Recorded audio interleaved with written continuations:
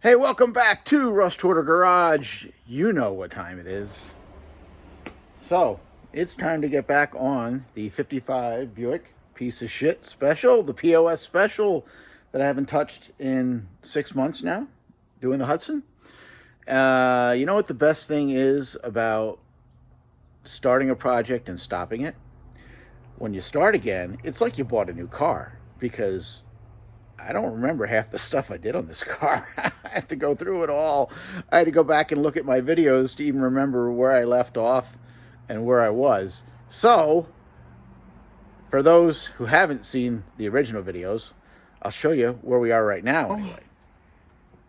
The car, I was originally wiring it up to use the factory harness and change the standalone use.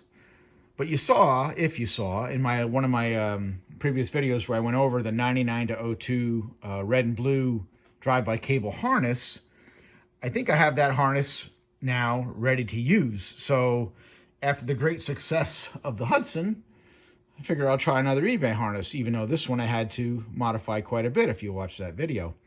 But what that means is a lot of this stuff is not going to be needed. So like this whole trunk of wires here, I'm going to pull that back into the car and probably get rid of it. For the alternator as well, I had a couple extra wires that I'm not going to need now because they'll be part of the eBay harness. So I'm just going to keep the heavy wire for the alternator feed back.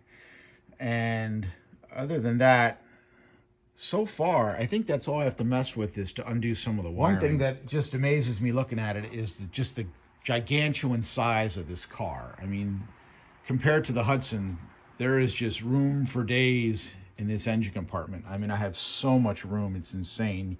You could put, twin turbos up front if you wanted. I mean, this is my first turbo build, so I don't know enough yet to do that kind of stuff, but man, I just feel like I could have put the turbos right there in the front. There's just so much room.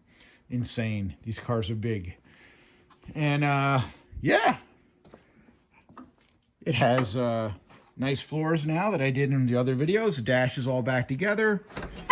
I hooked up the battery and the freaking dome light works. I don't even remember doing all this stuff, but yeah, everything seems to work.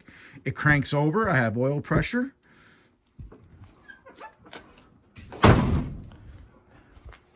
Some tools on the trunk. And we got a trunk full of parts and stuff I have to go through. I don't remember all what I bought for this car. So, again, that's the joys of starting and stopping a project. It's like buying a new car. It's pretty cool. One thing I have come to the realization is the theme of this car, it's a piece of shit. There's no doubt. It's junk. I mean, this is a total save. This car is rusty. At least on the outside it is now. Nobody would have ever restored this car. It's a total save. I mean, look, I'm not fixing the rocker panels. I mean, we got rot on the outside of this car, which gives it its character. This, I think, used to be red paint, faded to purple. Not going to touch it. Leaving the bird crap on the roof even. Don't care. So, with that said, and since I put the dash back basically stock, I left the stock steering wheel. Everything looks stock on this car. So, for the first strides anyway, it's getting hubcaps put on it. I'm going to put the stock Buick hubcaps right over these rally wheels. And, yeah, I might get some torque thrust Ds on it because I love Ds and I put them on just about everything. But for now, it's getting hubcaps. I remember I still have to change the rear axles in this thing. It still has the Ford 4-lug axles that I drilled to sort of 5-lug just to get it rolling around. But I have a brand new pair of axles that are already drilled to Ford pattern, and I bought some rally wheels with dual patterns, so they'll fit the Ford axles. I looked for a while, I wasn't sure what I was going to do as far as axles were drilled. You can buy brand new rally wheels for $55 each with the dual pattern. I mean, it's better than buying used ones.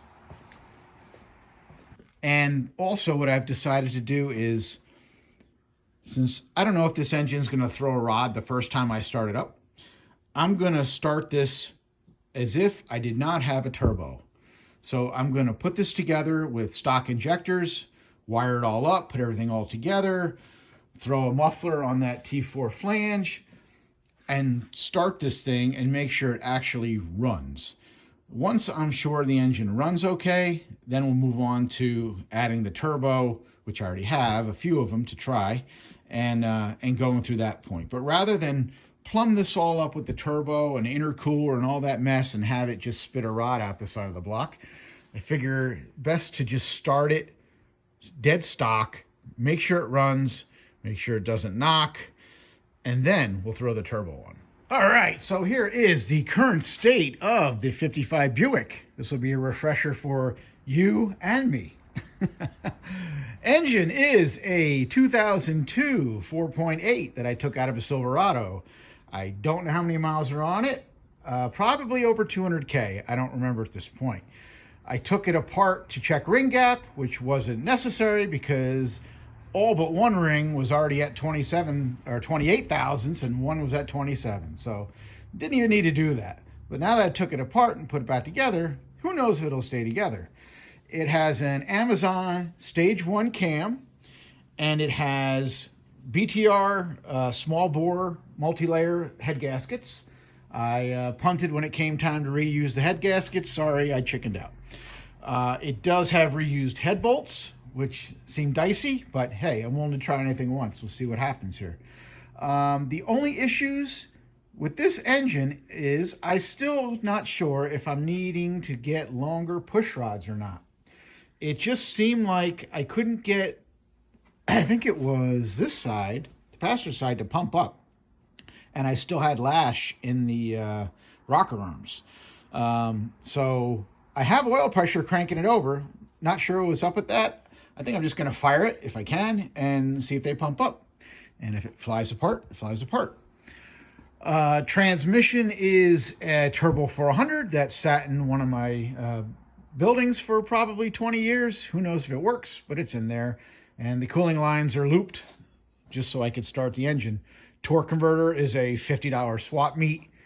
Not a high stall, just a probably 50 over stock for all I know. It's not going to be a big stall, that's for sure.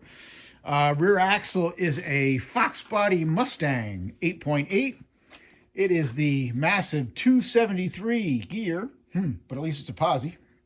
So I still have to swap those axles out for 5 lugs because it still has my 4 lug to 5 lug temporary re-drilled axles, and that's not going to make it.